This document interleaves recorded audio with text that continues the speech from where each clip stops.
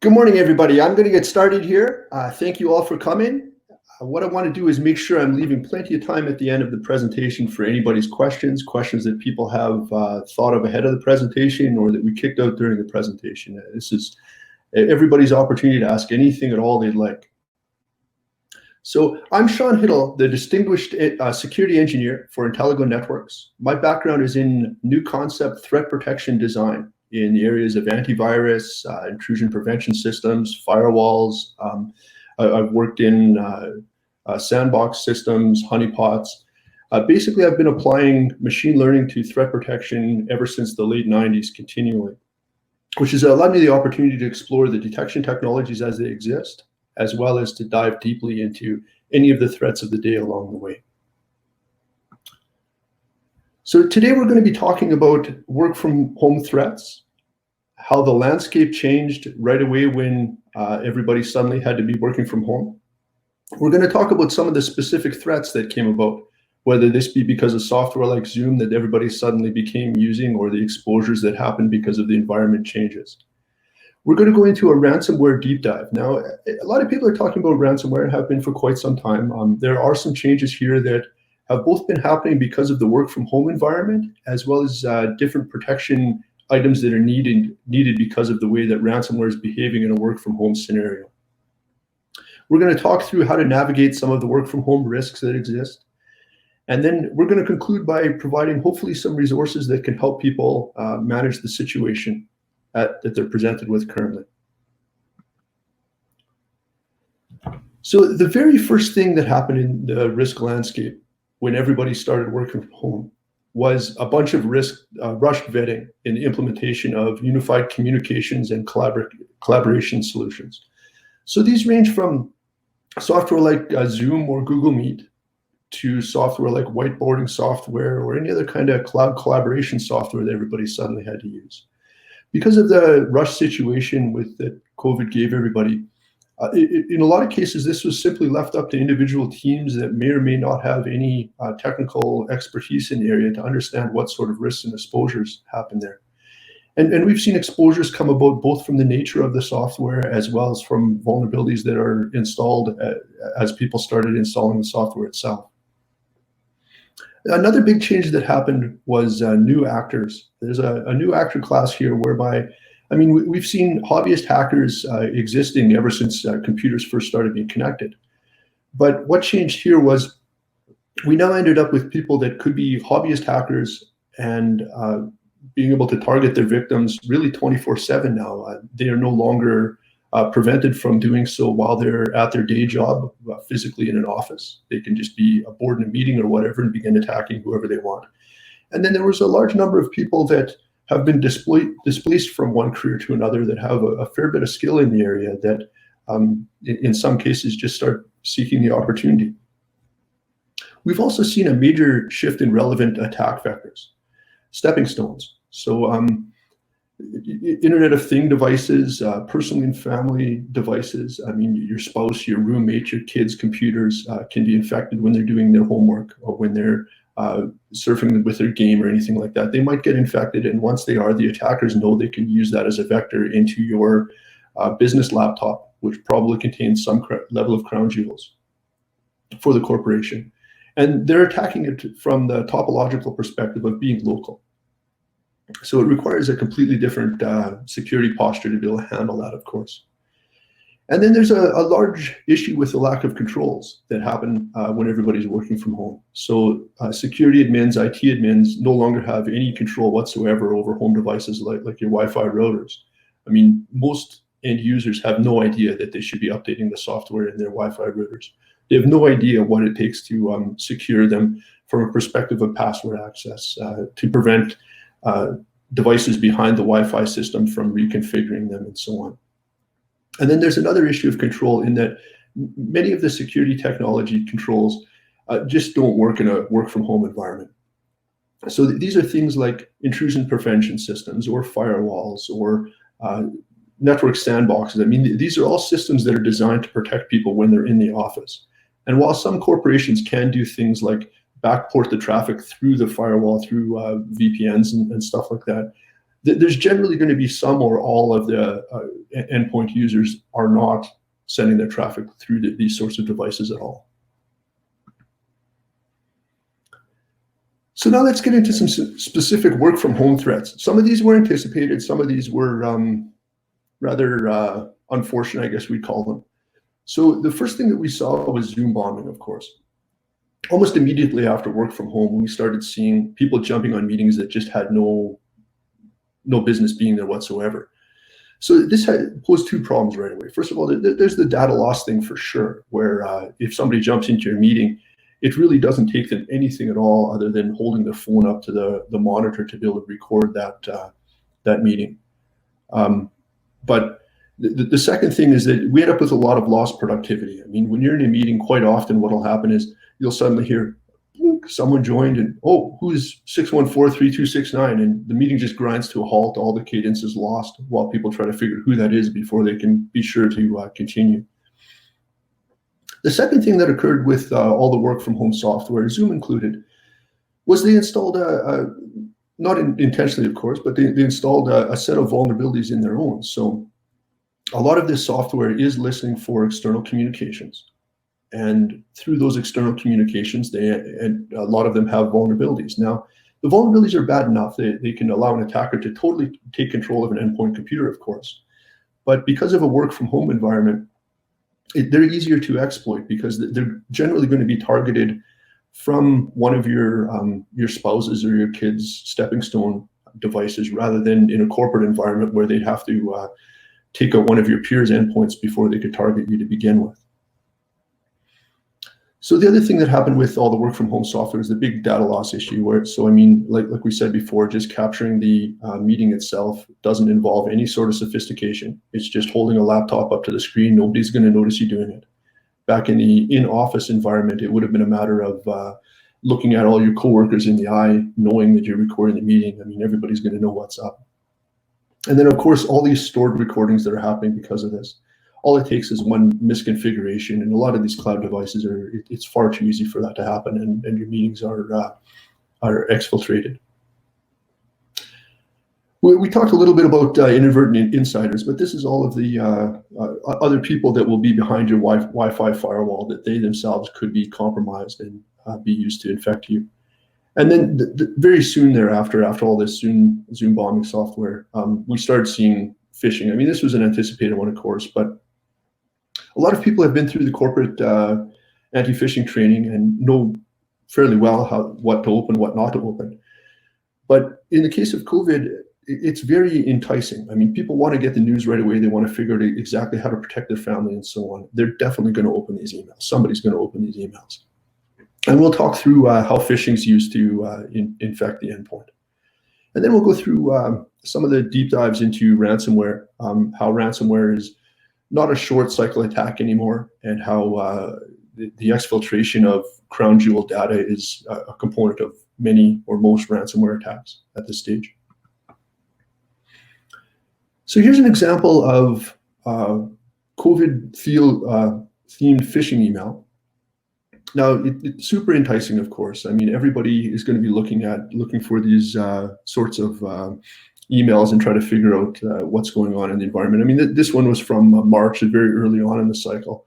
Nobody had a clue who to trust with their messaging, their source of information, or anything like that. So generally, these are going to get opened up. In this case, clicking on the link infected people with ransomware, trying to send itself back to email-based communication with the attacker. So let's begin a deep dive into ransomware, how it sits in COVID, and why it's a little bit different now. So one of the things that happens is that the incident response plans of old are no longer very effective for a number of reasons. One of them is that many of the endpoint devices are no longer physically managed. You need an out-of-band way to communicate. We'll get into a little bit later on as to why that's the case. But here's a real high level of the anatomy of a ransomware attack that we'll get into more detail on. So often the ransomware is going to start as an email. The end victim opens up the attachment in there like we saw in the previous email. It's going to be a macro-enabled Office document. Now, from the end user's perspective, they're just reading about COVID information or whatever's inside of that document. what's happening in the background is completely silent to the end user, but it's running a PowerShell script in many cases. That PowerShell script causes all kinds of problems for next generation antivirus that we'll get into shortly. But the end result is that it's going to install a ransomware payload. So drilling into this a little bit more with specific examples of the Ryuk family of ransomware, or as other people might know it, they might know it by the moniker of Emotet, which is one of the steps, or TrickBot, which is one of the steps that often lead to Ryuk. So here again, email containing a macro-enabled Office document attachment, running PowerShell in the background. PowerShell drops Emotet, which basically its job is to make sure that it's okay for the rest of the attack to continue. Now, Emotet will be running. It's going to do a few things to make sure that it can stick around, follow a reboot, follow a few security checks from automated systems like next generation AV. It's going to do that by installing itself in the registry, using the task scheduler, the startup folder, things like that, so it can survive a reboot. Now, this stage is really difficult for antivirus vendors, next generation endpoint AV, to be able to pick up on, because the PowerShell script is obfuscated and frequently changed. So it's very difficult for them to pick up on it just on that. But at this stage, a lot of the attack is what's known as a living off the land attack, which means that there are some attack payloads sent to the soon-to-be infected endpoint. But most of the tools that are used are things that are already resident on the endpoint. So automated systems can't tell if that PowerShell being run is legitimate or it's an attack. It's very difficult to do in automated fashion without generating lots of false positives. So once Emotet has persistence, it's going to drop something like TrickBot. Now, TrickBot is the backdoor that really does all the bad things. At this stage, the attacker will have disabled antivirus. So attackers are really well versed at uploading their attacks to, let's call them dark web versions of something like VirusTotal, where they can scan their attack with every possible antivirus scanner. And in doing so, they know that their attack's going to evade whatever endpoint antivirus is in place. So what TrickBot then does is it takes out the antivirus, so the antivirus can't get updated and learn how to detect it. Now, this disabling comes in a couple different ways. The simplest is just to kill the AV process. But we've also seen it where the antivirus process itself is hollowed out. So it appears to be running by even the most diligent endpoint admin. They'll think that their next generation AV is running, but that process is doing nothing at all. So at this point, TrickBot will, the infection is really done at this point, but the time from this infection until total ransoming, let's call it, could be weeks, could be months. We've seen some span the course of months, which is much longer than we've seen in the past. At this point, TrickBot is going to enumerate the entirety of the network and do a bunch of things. One is to spread everywhere it can. It does this by stealing the credentials to figure out what it can do inside of your infrastructure as a service environments, figure out what it can do for email propagation using phishing. It's also going to look for any crown jewel data. So it's going to create a hive somewhere within your environment to store any documents files that it thinks are important, CAD documents, whatever. And it's going to exfiltrate those. And this cycle will go on for quite some time. And then finally, it's going to nuke your endpoint. First, it's going to delete the backups, of course, so you have difficulty recovering. Then it's going to nuke your endpoint with something like Ryuk.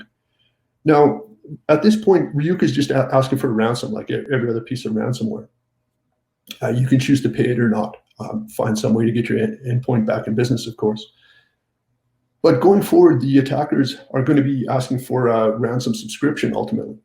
They keep threatening to, I mean, we've seen this with Maze, we've seen this with even like 2015 vintage Chimera ransomware, where they ask for ransom periodically to make sure they don't leak your data.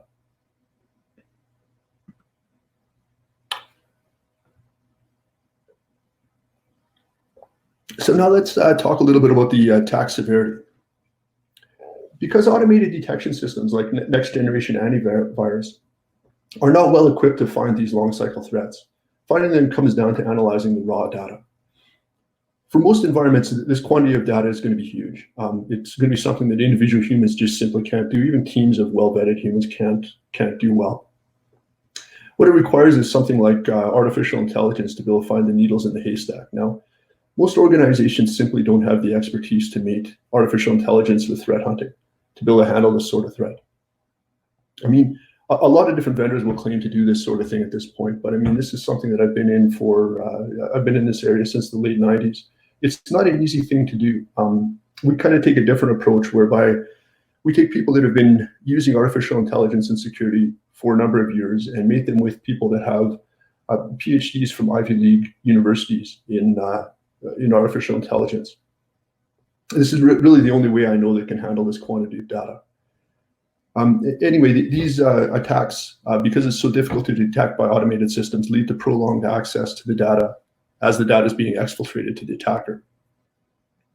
This means that organizations are only able to respond to events when the final encryption stage, Ryuk in the previous case, is reached, which only gives the end administrator seconds to act because the files are being encrypted at processor speed.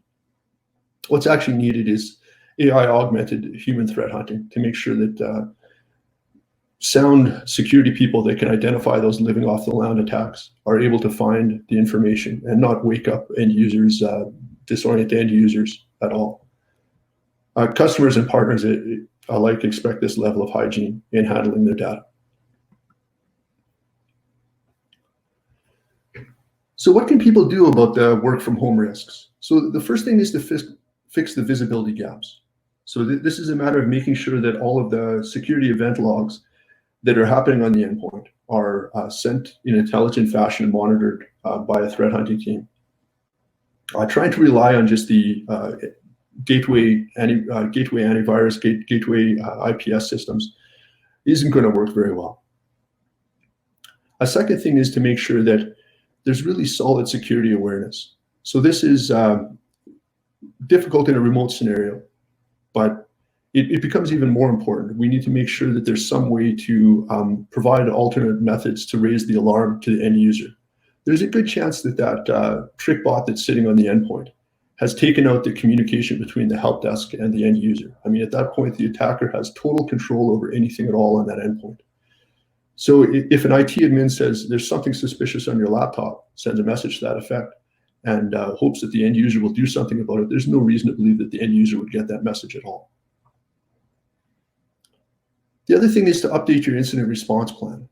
So it's important that this is something that will cover all the items present in a remote environment.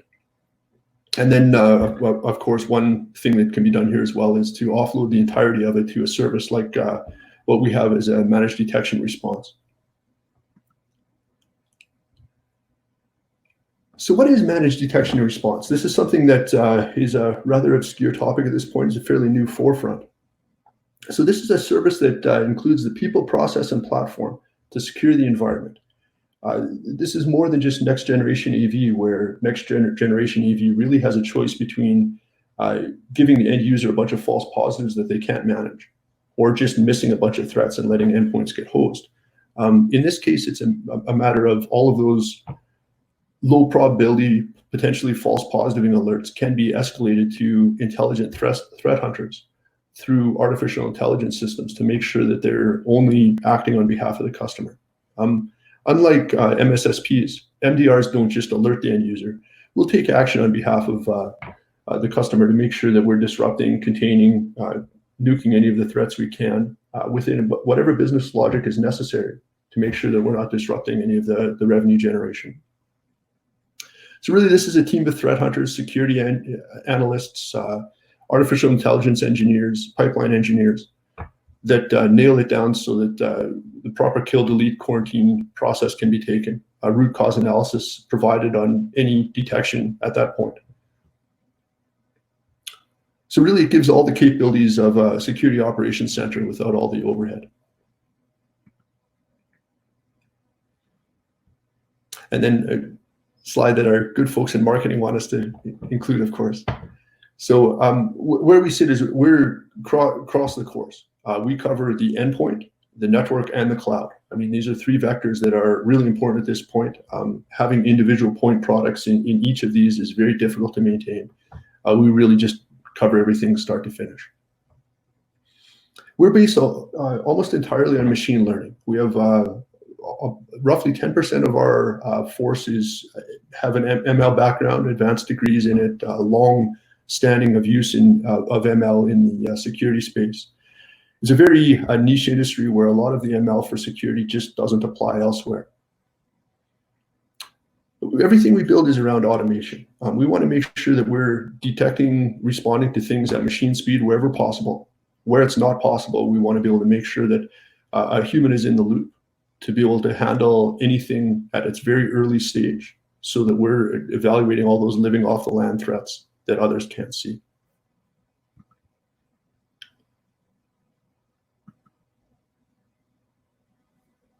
So as a recap, we've seen how the risk landscape really changed start to finish in the work from home environment. This is a combination of rushed vetting and implementation of all the technologies used to be able to maintain our efficiency while working from home. We've seen a major shift in vectors and actors. The former hacker hobbyist now has a lot of time on their hands.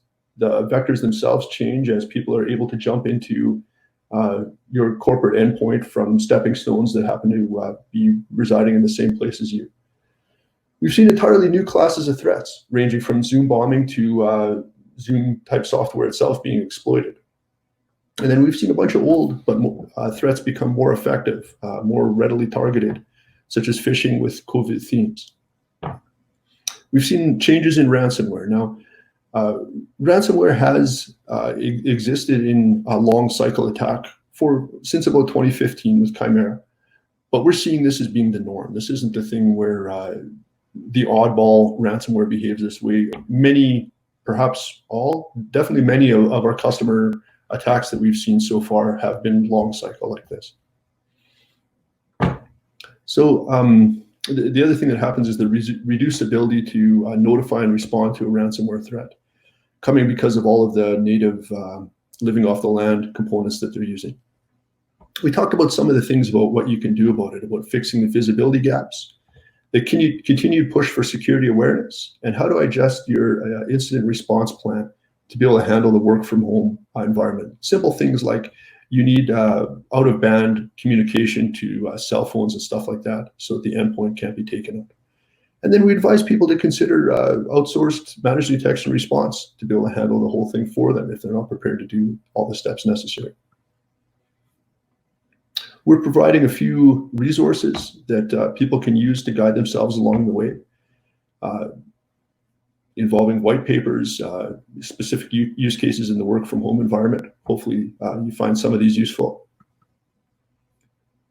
Let's get on to questions. I hope the audience has a few questions that they'd like to ask. If not, I have some that I'll kick off to try to get the ball rolling.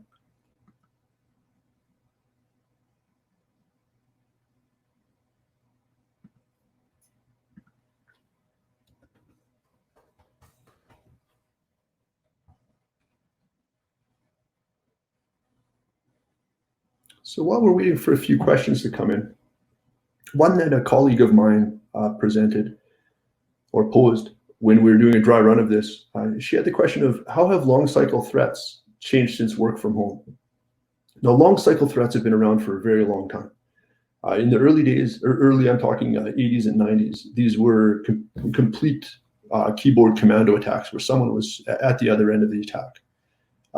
Since about 2015 with the Chimera family of ransomware, we saw longer cycle attacks involved with ransomware. But what we're seeing now is it's not one-offs, it's not specific organizations that are particularly salacious that are being attacked with long cycle threats. This is the norm. This is where we're seeing virtually all attacks being long cycle, meaning that the very first thing that we're needing is some sort of enumeration of what can be exfiltrated, the exfiltration, and then onto the ransomware. And then we have another question that came in. We have antivirus and anti-malware software installed. Is that good enough to protect my environment from ransomware? Okay, this is a really good question. I've had the luxury of writing many detection engines in endpoint antivirus, anti-malware software. I would say some of the best of breed in the area. I mean, some of it are things that I'm very proud of, but they are not enough to defend against modern ransomware. And there's a number of reasons for that. It isn't because people aren't being diligent in creating the robots that are automated detection systems.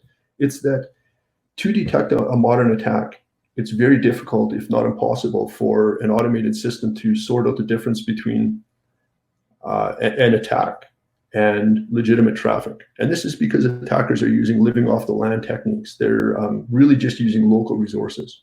So what ends up happening is some sort of a human has to be in the loop to look at some of these events and ascertain if the small attack fragment that in itself wasn't malicious from 3 weeks ago mated with the event that happened today, which again in itself isn't in any way malicious, become an attack. It's sort of like the Constructicons and Transformers, where you end up with many little robots becoming the massive devastator. It's the exact same thing with these living off the land attacks. The attack in some cases will take weeks to assemble itself before it is malicious. And at that point, it's first far too long of a cycle for most automated systems to detect. And second of all, at that point, it's probably too late. It's probably taken out the endpoint agent itself. Really good question. Let's see if there's any other questions coming in the chat.